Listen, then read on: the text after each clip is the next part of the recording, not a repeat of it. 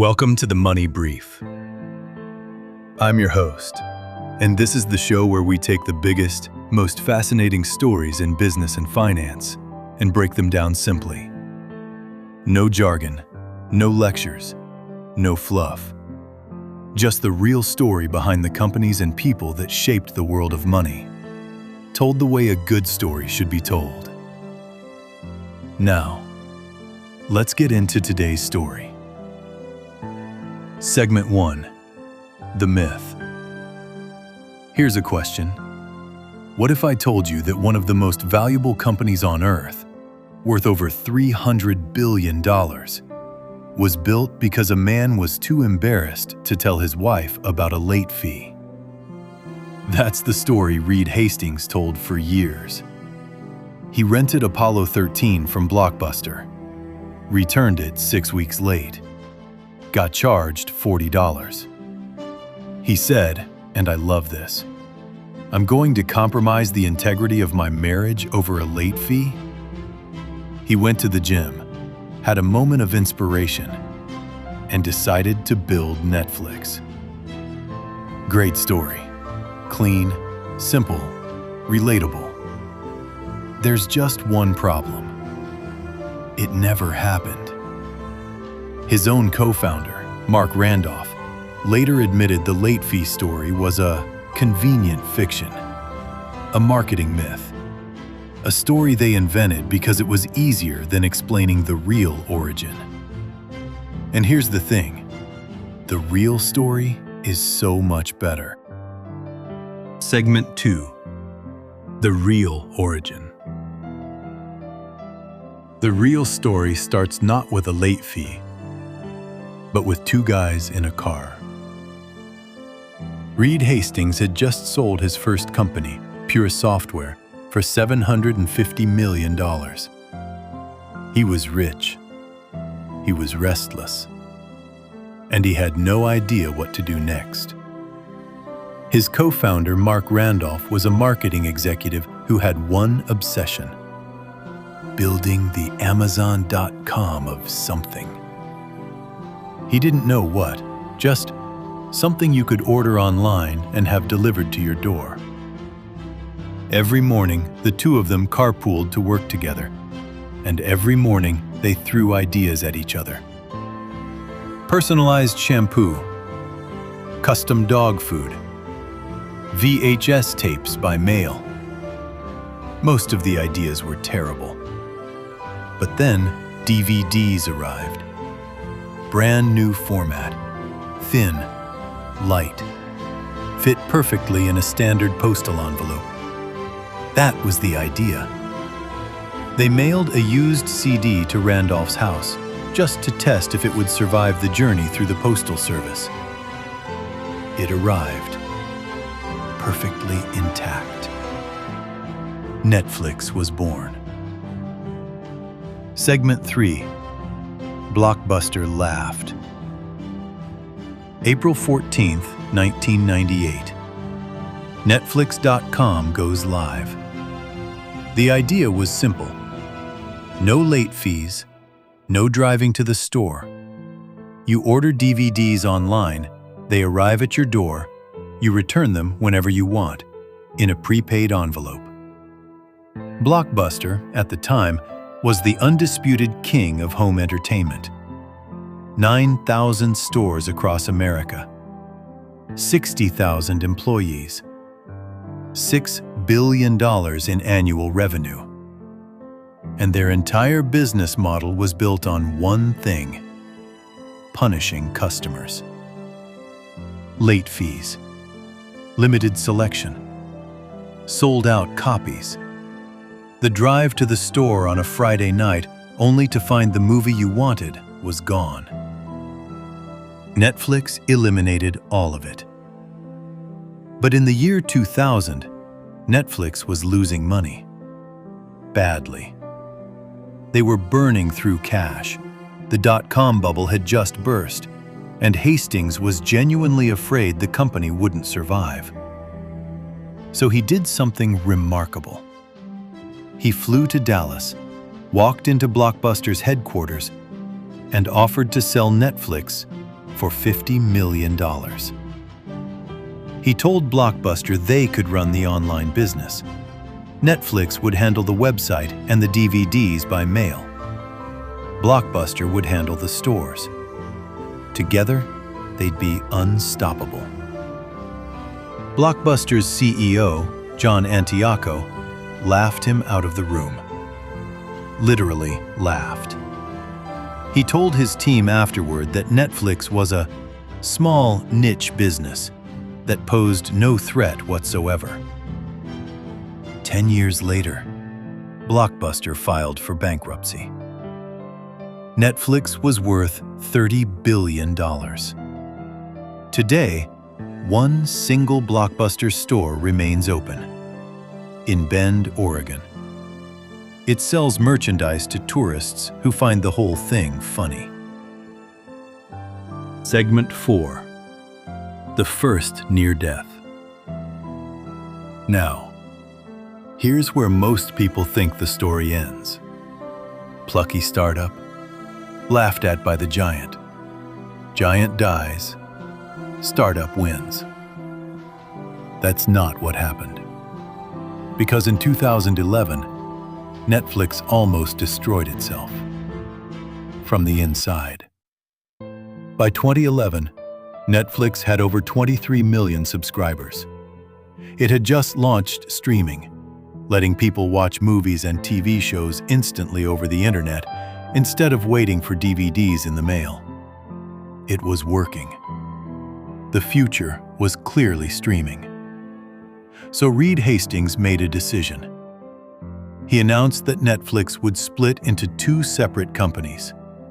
The streaming service would stay as Netflix. The DVD by mail business would become a brand new company called Qwikster. Qwikster. 2 separate websites, 2 separate logins, 2 separate bills, and a price increase of 60% on top of it all. The reaction was catastrophic. Netflix lost 800,000 subscribers in a single quarter. The stock price fell 77%. 77% in 4 months. Investors, customers, and employees were all asking the same question. Has Reed Hastings lost his mind? He reversed the decision within weeks.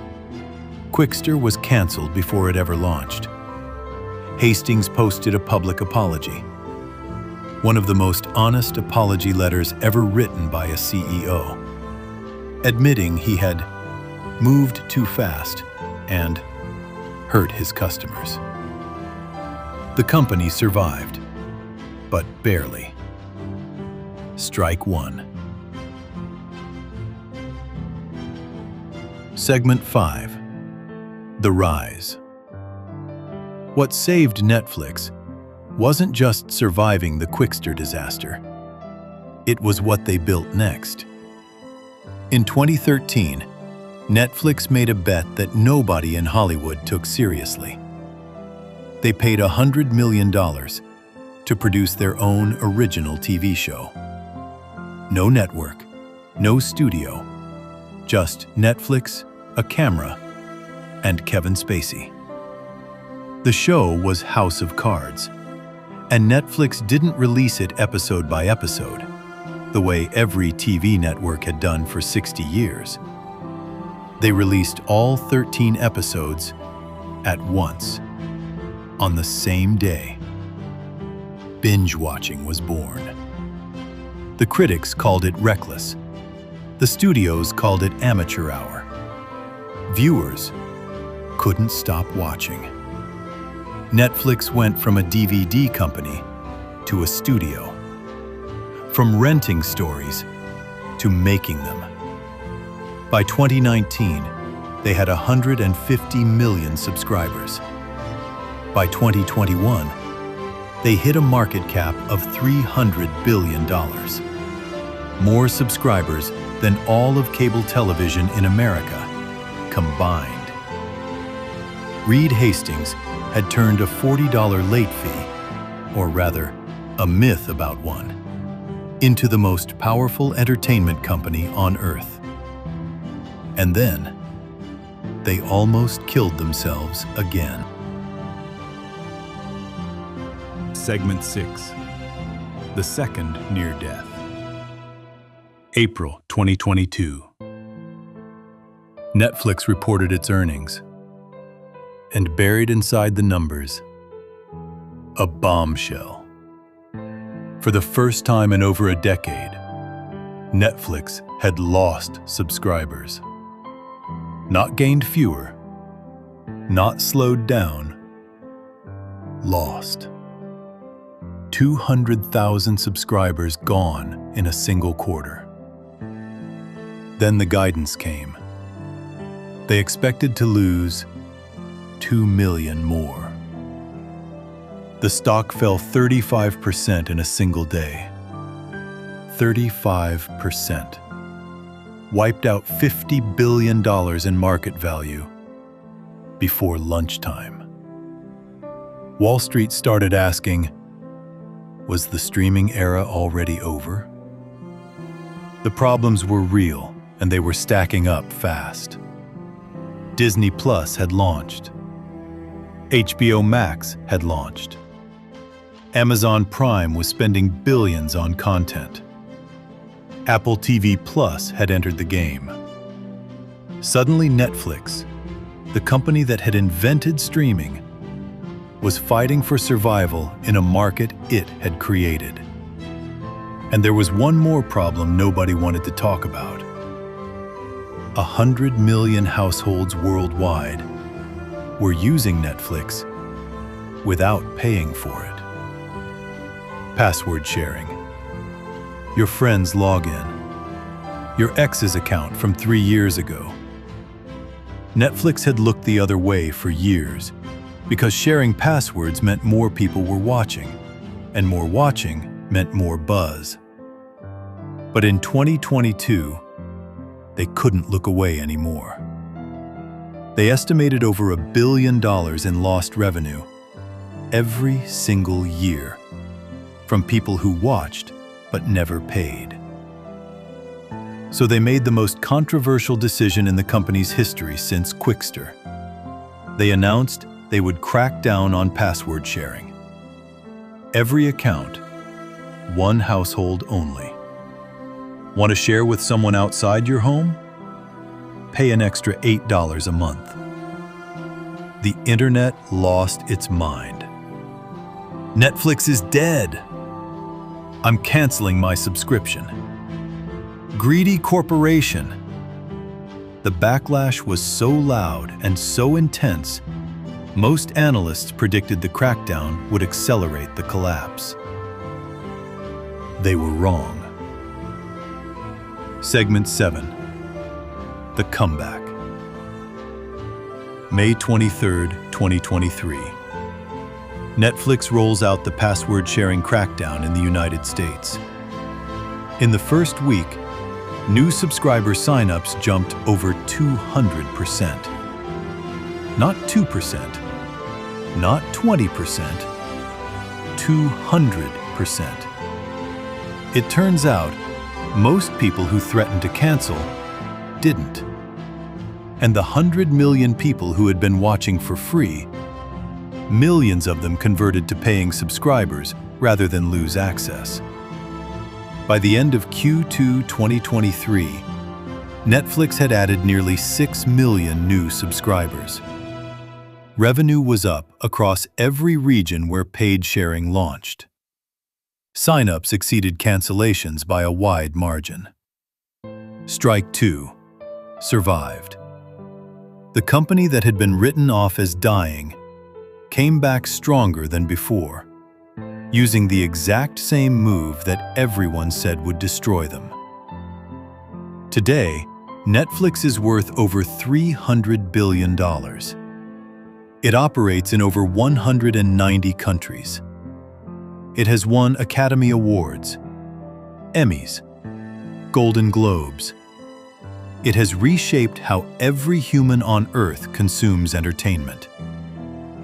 All of it, from two guys in a car, throwing bad ideas at each other every morning.